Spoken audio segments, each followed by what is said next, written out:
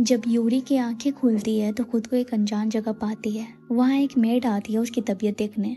वो उससे पूछती है मैं कहाँ पे हूँ अभी, और मेरे साथ जो शख्स था वो कैसा है। वो कहती है तुम अभी महल में हो, और वो शख्स उसे अब तक होश नहीं आई। तो वो उसके पास जाती है और उसकी तबीयत देखकर खुद को ब्लेम करती है कि मुझे यून के साथ जाना ही नहीं चाहिए था। मुझे पता था ये गैंगचुरी ऐसे हाथ पे हाथ रखे नहीं बैठ सकता, पर मैं यून के साथ सच में आना चाहती थी, इसीलिए उस विजन पे भरोसा किया। उतने में वहाँ किंग अपने आदमियों के साथ आते हैं और पूछते हैं तुम लोगों ने यून को अकेले क्यों छोड़ा। वो लोग बोलते हैं यून ने ही कहा था कि उसे कहीं जाना है अकेले, और आखिर ये हमें चट्टान के पास मिला। किंग दिन हाकिम से पूछता है क्या यह ठीक हो जाएगा। वो कहते हैं इसकी सांसें तो चल रही है, पर तलवार से की गई चोट गहरी है, इसीलिए होश में आना मुश्किल है। किंग को बताया जाता है कि लगता है जिसने भी ये काम किया है वो बहुत अच्छा तलवारबाज है। साथ ही 3 से 4 लोग जल्दबाजी में वहाँ से भागते भी दिखे। ये सब सुनकर यूरी को समझ आता है कि गैंगचुरी सच बोल रहा था, उसने यून को नहीं मारा। किंग हाकिम से कहता है आपको किसी भी हाल में इसे बचाना होगा, तभी हम जान पाएंगे ये सबके पीछे कौन है। यूरी को देख वो पूछते हैं तुम कौन हो। वो लोग बताते हैं ये भी यून के साथ जख्मी पड़ी मिली।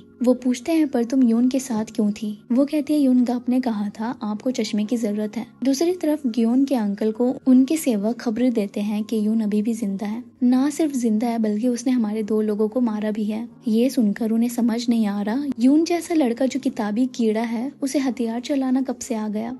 यहाँ किंग की माँ किसी अंधे आदमी को बुलाती है और बताती है कि ये खून और स्मेल ठीक वैसे ही थी जैसे कि 13 साल पहले हुआ था। वो पूछती है मुझे क्या करना चाहिए अब। वो पास आकर कहते हैं महसूस होता है कि आप घबराई भी हैं, तो क्या मैं उस भूत को भगा दूं। वहीं एक असैसिन को भेजा जाता है यून को मारने के लिए। सेवकाए के बाहर जाने के बाद वो कमरे में जाता है, उसे मारने की कई कोशिशें करता है पर नाकामयाब हो जाता है। उतने में वहाँ हाकिमों की आने की आहट सुनकर वहाँ से भाग जाता है। वो यून को होश में देखते हैं, उससे पूछते हैं अब कैसा महसूस हो रहा है तुम्हें। वो कहता है मुझे अच्छा नहीं लग रहा, मैं अपनी आंखें नहीं खोल पा रहा हूँ। उतने में उसकी जख्म के पास खुजली होने लगती है और वहीं वो मजे मजे में खुजली कर देता है, और फिर उसे इतना दर्द होता है कि उसकी आंखें ही खुल जाती है। उसके बाद उसके लिए सेविका उबला हुआ चावल लाती है जिसे खाकर उसका दिल गार्डन गार्डन हो जाता है। क्योंकि अभी वो ह्यूमन बॉडी में था तो उसके पास इंसानों की तरह 5 सेंस थे, और ये टेस्ट का सेंस तो उसे कमाल का लगा। उसे उबला चावल इतना मजेदार लगा कि उसने कई हांडिया चावल खा ली और सब उसे बड़े ही हैरानी से देख रहे थे। वो कहता है इस तुच्छ से इंसान के पास इतनी खास चीज है जो मेरे पास इन 1000 सालों में भी नहीं था। सब सोच रहे हैं हादसे के बाद इसे भूलने की बीमारी हो गई है, ये बिल्कुल अलग ही तरह का लग रहा है। उतने में उसे किसी की होने की मौजूदगी महसूस होती है। वो भागने लगता है और सोचता है कि मुझे यूरी के साथ जल्द से जल्द यहाँ से निकलना होगा, इससे पहले कि वो हमें देख ले।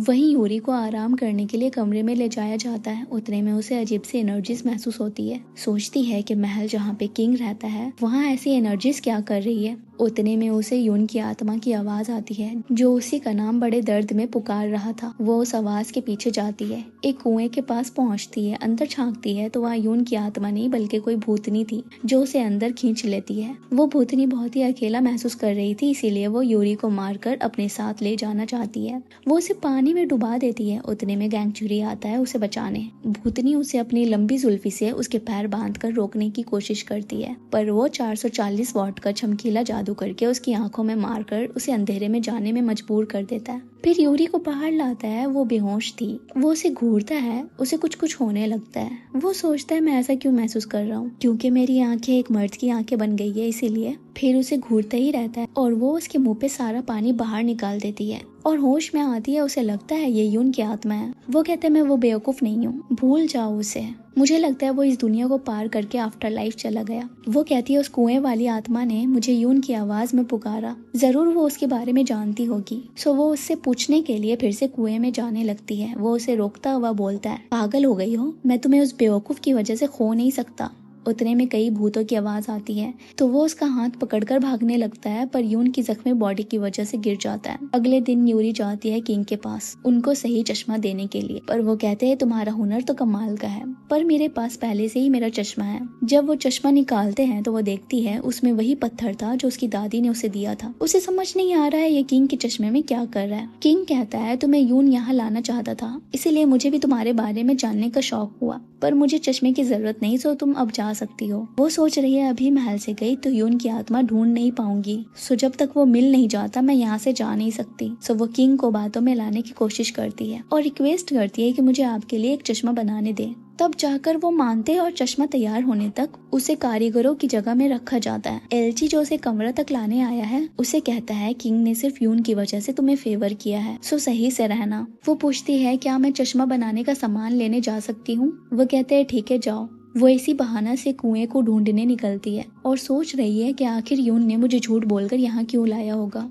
किंग भी यही सोच रहा है आखिर यून की इस लड़की को यहाँ लाने की वजह क्या हो सकती है। साथ ही वो कौन था जिसने मेरे चहेते मुलाजिम पे हमला किया। यहाँ यूरी कुआं ढूंढते ढूंढते क्वीन से टकरा जाती है। वो पूछती है कौन हो तुम, यहाँ क्या कर रही हो। वो कहती है मैं ग्लास मेकर हूँ, माफ करना मैं रास्ता भटक गई थी। क्वीन पूछती है तो क्या तुम्हें यून लेकर आया है। वो सर हिलाती है तो वो समझ जाती है कि आखिर ये कौन है और किस काम के लिए लाई गई है।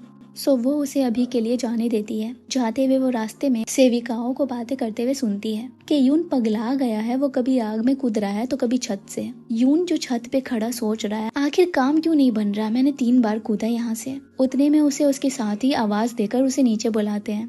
यहाँ यूरी देखती है यून की माँ को, जिसे एक मुलाजिम उन्हें उनके बेटे की हरकतों के बारे में बताती है और ये भी कि उनके बेटे ने बाकी के मरीजों के खाने भी खा लिए, छत पे चढ़कर 15 टालियां तोड़ दी। ये सब का जुर्माना मांगती है तो यूरी उसे पैसे देती है। यहाँ यून अपने साथियों के साथ खाने के मजे लूट रहा है और खानों की फरमाइश कर रहा है। बाकी सोच रहे हैं इसका पैसा क्या हमारी तनख्वाह से काटा जाएगा, चलो यहाँ से निकलते हैं। उतने में यून की माँ आती है यूरी के साथ और वो यून का कान पकड़कर वहाँ से ले जाती है। वो यूरी से पूछता है ये बूढ़ी गुस्सैल औरत कौन है, मैं इस जुर्रत की सजा इसे दूंगा। और अपने जादू से उन पे हमला करने चाहता है तो वो उससे पकड़कर कहती है मेरे चिलगूजे मैं तुम्हारी माँ हूँ, पता है मैं कितनी डरी हुई थी, मुझे लगा तुम मर ही गए हो, शुक्रिया जिंदा रहने का। और उसे गले लगाती है। यूरी तो इमोशनल हो गई है पर गैंगचोरी सोच रहा है ये सब क्या हो रहा है मेरे साथ। यून के घर पे जाकर वो आराम से सो जाता है। यूरी आती है यून की माँ की साफ सफाई में मदद करने। वो कहती है कोई बात नहीं और पता है मैं बहुत खुश हूँ, बड़े दिनों बाद अपने गाँव से किसी को मिली।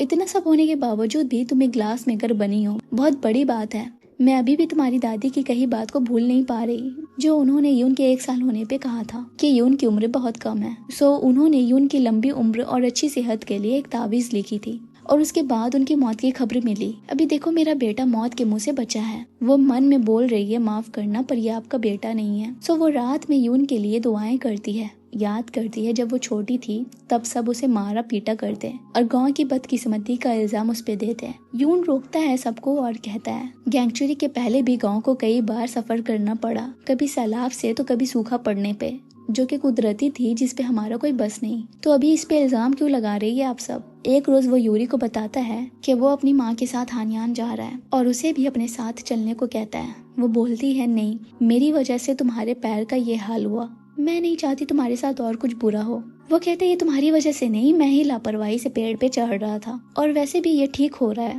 वो अभी दुआएं करते हुए सोच रही है क्या सच में वो उस पार चला गया, पर अभी 49 दिन हुए नहीं है। गैंगचोरी आकर कहता है तुम फिजूल में इतनी मेहनत कर रही हो, मैंने उसकी आत्मा को इस महल में कहीं नहीं देखा। जानता हूँ मैं कुछ भी कहूँ तुम्हें मुझ पर भरोसा नहीं होगा, पर मैं सच कह रहा हूँ। वो पास आकर कहती है तुम मुझे गुलाम नहीं बना पा रहे इस बॉडी की वजह से, है ना, इसीलिए तुम इस बॉडी से छुटकारा पाने के लिए कभी आग पे कूदते हो तो कभी छत से। हाँ मुझे तुम पे जरा भी भरोसा नहीं है, पर इस बॉडी में यून का दिल अभी भी धड़क रहा है। वो कहता है क्या तुम उसकी आत्मा को ढूंढकर फिर से इस बॉडी में लाना चाहती हो, पर उसकी किस्मत में मौत लिख दी गई है। वो कहती है मुझे बर्दाश्त नहीं हो रहा है, जिस चेहरे को मैं इतना अडोर करती हूँ वो अभी तुम्हारे अंदर कैद है जिससे मैं सबसे ज्यादा नफरत करती हूँ। ये मेरे लिए किसी बुरे सपने से कम नहीं है, इसीलिए जब तक तुम इस बॉडी में हो यून के नाम को खराब मत करो अपनी हरकतों से। वो जाने लगती है तो वो कहता है हाँ छलनी कर दो मेरे दिल को अपनी कड़वी बातों से। फिर याद करता है कि वो यूरी को छोटे से ही बड़े प्यार से देखा करता था, क्योंकि उसने यूरी जैसी प्योर और मासूम इंसान आज तक नहीं देखी थी। वो अपने आप से कहता है मैं तुम पे कभी भी गिव अप नहीं करूंगा। अगले दिन यूरी कुएं वाली भूतनी को बुलाने के लिए भोग तैयार करती है। एलची आता है यून के घर और कहता है कि उसे किंग की तरफ से बुलावा आया है। दरअसल किंग ने उसे यून को लाते वक्त उसकी हरकतों पर नजर रखने को कहा, क्योंकि हाकिम ने बताया कि यून अपनी याददाश्त खो चुका है। यहाँ गैंगचोरी जो मस्त नींद के मजे ले रहा है। यूरी आकर कहती है उठो, किंग ने तुम्हें बुलाया है। वो कहता है वो मेरा किंग नहीं है, मुझे नहीं जाना। तो उसकी चद्दर हटाकर कहती है मैंने कहा था ना उसकी इमेज खराब नहीं करने। वो बोलते तुम्हें उस यून की इतनी फिक्र क्यों है, वैसे भी वो तुम्हें यहाँ चश्मा का बहाना बनाकर लाया था। वो पूछती है तुम जानते हो ना इसकी वजह, बताओ मुझे। वो कहता है क्यों बताऊं, वैसे भी तुम्हें मुझ पे यकीन नहीं है। वो कहती है हाँ जाने दो, मैं खुद ही पता लगाती हूँ। ये सुनकर वो जल्दी तैयार होकर किंग के पास जाने लगता है। यूरी से कहता है देखो मैं इसीलिए आने के लिए तैयार हुआ क्योंकि मैं नहीं चाहता तुम पे कोई भूत चिमटे। मैंने तुम्हारे लिए 13 साल इंतजार किया है। और ये कैसा लिबास है, और ये टोपी कितना पसीना भरा है, और ये बेल्ट। एलजी जो ये सब सुन रहा था मुड़ता है और यूरी को उसके कारीगरों के कमरे में चश्मा तैयार करने को भेज देता है। तो गैंगचोरी भी उसके साथ जाने लगता है। एलजी उसे पकड़ता है पर रोक नहीं पाता, तो 4-5 लोगों को उसे उठाकर ले जाना पड़ता है जहाँ किंग दरबार में जा रहा था। पर यून को देख कर भी उसे कुछ कहे बिना अंदर चला जाता है। वो कहता है हाँ इसने मुझे यहाँ बुलाया और चल दिया, इसकी हिम्मत कैसे हुई मुझे नजरअंदाज करने की। एलजी बोलता है ओए तुम ऐसे कैसे किंग को एड्रेस कर रहे हो, पर वो उसकी बात नहीं सुनता और यूरी के पास जाने के लिए निकल जाता है। यहाँ यूरी जो सबको काम में बिजी देख वहाँ से भागकर कुएं के पास आती है। खुद को पेड़ से बांधकर भोग को कुएं में डालकर मंत्र पढ़ने लगती है, तो वो भोग दोबारा बाहर आ जाता है और वो आत्मा भी। वो उससे पूछती है यून की आत्मा कहाँ है बताओ। वो कहती है तुम उसे नहीं देख सकती, उसे देखने के लिए तुम्हें मरना पड़ेगा, उसे 8 फुट वाले भूत ने निगल लिया है। वही अंधा आदमी मंत्र पढ़ रहा है। यहाँ किंग और क्वीन अपने बेटे योंगिन के पास बैठे हैं। दूसरी तरफ गैंगचुरी को यूरी जब कारीगरों के कमरे में नहीं मिलती तो वो कहीं और जाता है ढूंढने के लिए और उसे सेंस होता है 8 फीट वाले भूत की। उतने में योंगिन आंखें खोलता है और उसे वही 8 फुट वाले भूत ने चिमट रखा है।